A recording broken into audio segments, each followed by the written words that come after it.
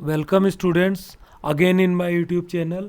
Today we will discuss the test paper of chapter 1 microeconomics. Let's start. The first question, the statement which does not offer any suggestion is called. मतलब जो statement does not offer any suggestion, मतलब अगर किसी statement में कोई suggestion नहीं है तो वो क्या होगा, पॉजिटिव स्टेटमेंट होता है, क्योंकि सजेशन और वैल्यू जजमेंट वाले नॉर्मेटिव स्टेटमेंट्स में आते हैं। क्वेश्चन नंबर सेकंड है, who control economic activity under central planned economy. तो सेंट्रल प्लान्ड जो इकोनॉमी होता है इसमें गवर्नमेंट जो है वो सभी चीज़ें संभालती है, तो इसमें पब्लिक सेक्टर जो है, आपके करेक्ट आंसर आ जाएगा। गवर्नमेंट का जो सेक्टर है वो पब्लिक सेक्टर होता है, तो सेंट्रल प्लान्ड इकोनॉमी अपने पास पब्लिक सेक्टर होगा। क्वेश्चन थर्ड है, consumer is sovereign under which economy. इसमें सो जो एक्स्ट्रा टाइप हो गया इसको आप ओमिट कर लें, ये सो या मिसप्रिंट हो गया था। तो consumer is sovereign under which economy, consumer sovereignty किस इकोनॉमी में होता है। तो देखो ऐसा मार्केट इकोनॉमी में होता है प्योर, तो बट यहाँ मिक्स इकोनॉमी है तो मिक्स इकोनॉमी में भी कंज्यूमर सोवरगन होता है। बट यहाँ ए एंड सी दोनों आंसर आने चाहिए, पर ऐसा कोई ऑप्शन नहीं है।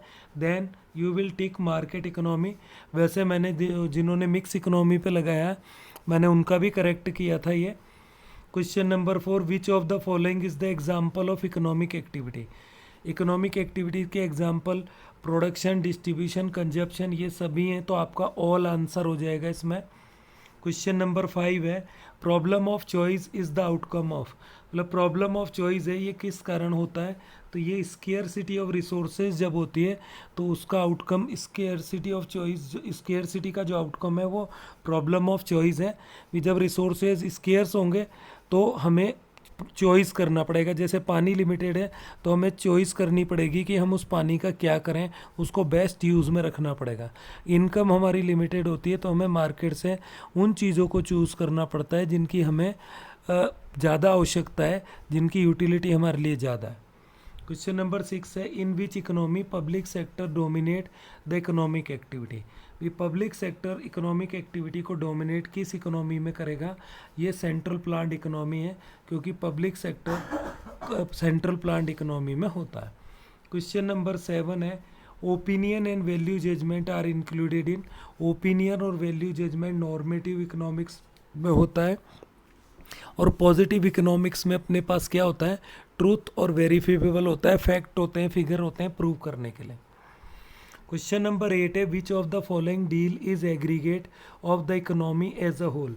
अब एग्रीगेशन जो भी होता है इकोनॉमी में वो मैक्रो इकोनॉमिक्स में स्टडी होता है, माइक्रो इकोनॉमिक्स में इंडिविजुअल, कंज्यूमर और प्रोड्यूसर के बारे में बात की जाती है।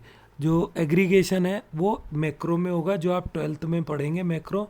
11th में माइक्रो इकोनॉमिक्स में आप consumer behaviour, producer behaviour, price determination, इनके बारे में पढ़ेंगे। क्वेश्चन नंबर 9 है, economic problem arise due to. Economic problem क्यों आती है, देखो अनलिमिटेड वॉन्ट्स के कारण भी आती हैं, स्केर्सिटी ऑफ रिसोर्स के कारण आती हैं, और अल्टरनेटिव यूजेज ऑफ रिसोर्सेज। तो इसमें ऑल डी वाला ऑप्शन अपना सही हो जाएगा। क्वेश्चन नंबर 10 है, in which economy price is determined by market forces, demand and supply. ऐसा कौन सा फॉर्म ऑफ इकोनॉमी है जिसमें जो प्राइस है वो डिमांड और सप्लाई से डिसाइड होता है, तो ये आपको पता है मार्केट इकोनॉमी होता है। सी ऑप्शन इसका करेक्ट आ जाएगा। फिर आता है फिल इन द ब्लैंक्स। जो फर्स्ट अपने पास फिल इन द ब्लैंक्स है, the statement which do not state any value judgement is called. जिसमें वैल्यू जजमेंट नहीं होता वो पॉजिटिव इकोनॉमिक्स होता है हमेशा। पॉजिटिव इकोनॉमिक्स में आपके पास फैक्ट्स और फिगर होते हैं। आपने अगर रिवीजन अच्छे से किया होगा तो बड़ा ही आसान सा फिल इन द ब्लैंक्स है। Question number 2, the resources are blank in comparison to human bonds. Resources human bonds के कंपैरिजन में क्या है, लिमिटेड है। हमारी बॉन्ड्स अनलिमिटेड होती हैं और रिसोर्सेज लिमिटेड होते हैं, तो बच्चे कन्फ्यूजन में गलत भर जाते हैं। तो कई बार हमें बारीकी से पढ़ना चाहिए, बहुत क्लोजली रिलेटेड होते हैं। अब लिमिटेड और अनलिमिटेड में सिर्फ अन का फ़र्क है।